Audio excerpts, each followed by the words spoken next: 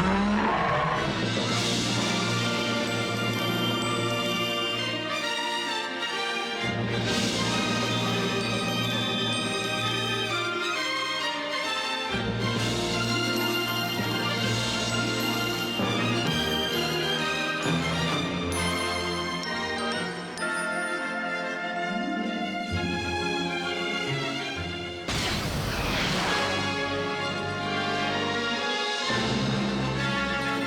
originally got interested in fantasy at a very early age. My parents were great cinema goers in the early days, in the 20s, and they used to take me to these unusual pictures like Metropolis, The Lost World, when I was about 3 or 4, and I think that started it.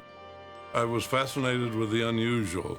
My mother got me a set of wonder books, and that showed trips to Mars and Saturn and various other planets, along with mythology. I always preferred the past rather than the future. I think that's more romantic. The future is mostly silvers, rocket ships, and explosions, each character trying to blow the other out of the universe, and it never appealed to me that much. The past appealed to me much more. When I first started out, monsters were the in thing in the 50s, and you had to have destruction, a great deal of destruction. Disasters and were popular in those days. And I got rather tired of destroying cities. I destroyed New York with the Beast from 20,000 Fathoms. I destroyed San Francisco Golden Gate Bridge with a giant octopus, and that gets rather repetitious. I always wanted to animate a skeleton. I felt that if you had James Bond or somebody like that fighting a skeleton, that would be laughable. But if you had a mythological character, such as Sinbad, who represents the epitome of adventure, you could accept him dueling. So the first drawing I made was a skeleton on a staircase fighting Sinbad. And that started the seventh voyage of Sinbad. And of course, the next step was Greek mythology. They always talked about the mythological creatures, but you never saw them on the screen. So I was determined to put these things on the screen, that you would see the Cyclops, and he wouldn't be just a Greek wrestler with an eye glued in the middle of his forehead. The gods of Olympus are mysterious, and their motives are erratic. Every legend has to be modified, I feel. You can't just take the story as it is, because they're rather fragmented. When Clash of the Titans came along, that was originally Beverly's basic idea, because he was a scholar of mythology. He lived in the Greek islands for a while, and he always wanted to put Perseus and Andromeda on the screen. So when he approached Charles and myself, we jumped at the idea. The creatures were incorporated in the story in the original legends. So I designed certain scenes and he wrote them in the script. Beverly had to tie them all together along with my drawings and concepts of new sequences so that the whole picture made sense and could hold an audience for an hour and a half. It was a great chance to put the best of mythology, I thought, on the screen.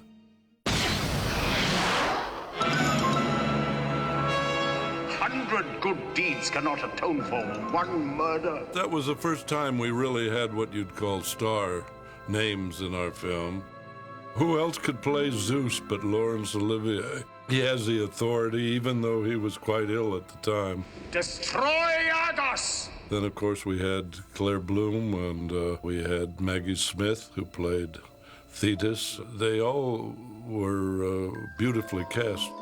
It was a delight to work with Burgess Meredith. He helped carry the picture along with his vitality, I think. Originally, they wanted a British actor, but then they didn't want the film to look all British, so they cast an American in the role, and Burgess fit the role perfectly.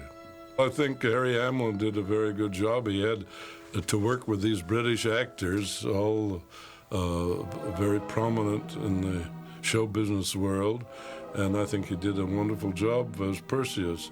And Judy Bowker had that wonderful innocent character about her that fit the role of Andromeda.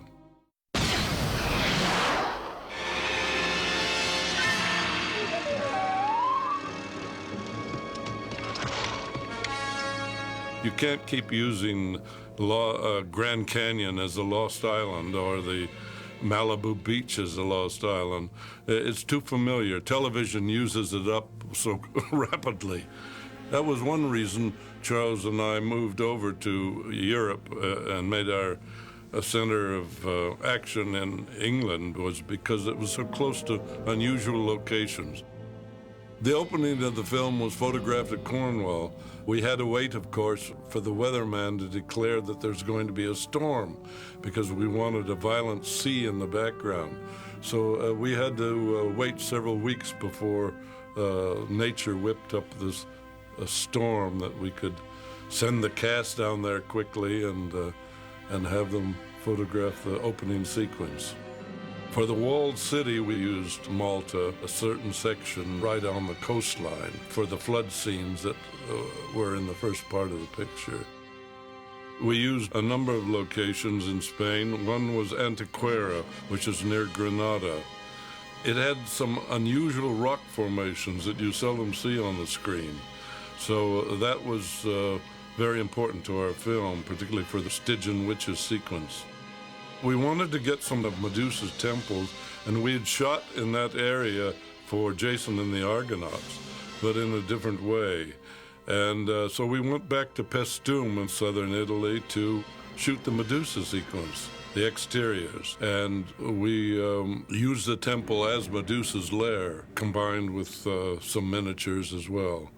And then, of course, a two-headed dog was involved. And when they descended into the basement of the temples, we used a set located in Malta.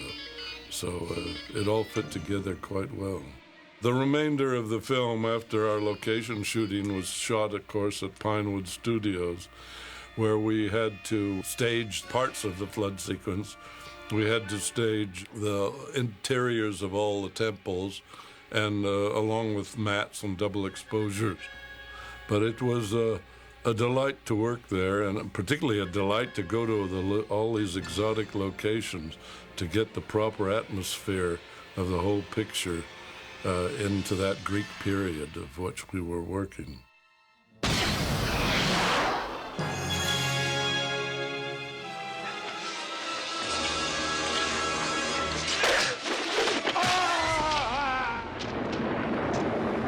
I've always felt, and Charles Schneer felt as well, that music is so very important to the films that we made. 50% of the film's value was in the emphasis of the audio with the visual. And that's almost forgotten today in many cases. We've had the good fortune of having many wonderful composers score our films. Lawrence Rosenthal scored Clash of the Titans, and he did a different type of score than our other films. A very romantic score.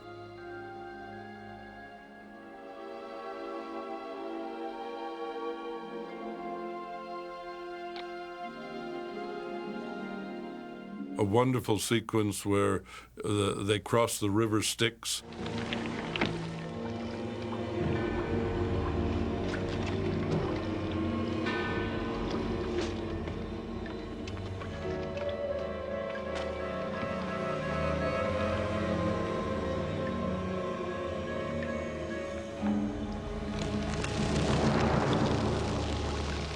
A very original music, and I've always been intrigued with that score as well.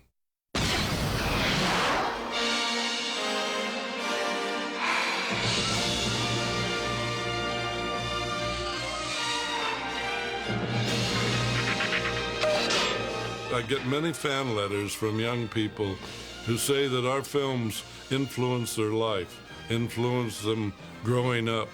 And it's a delight to know that we made more than just an hour of entertainment.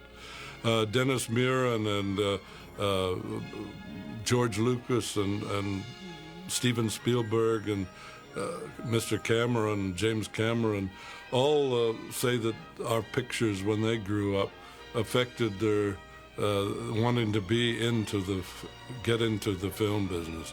So I'm grateful that our pictures have influenced this snowball. I was so highly influenced by Willis O'Brien, and of course by Gustave Doré as well, who was a French illustrator.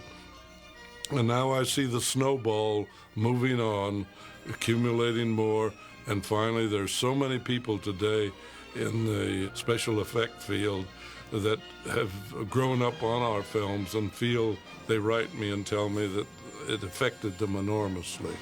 So that is a good feeling.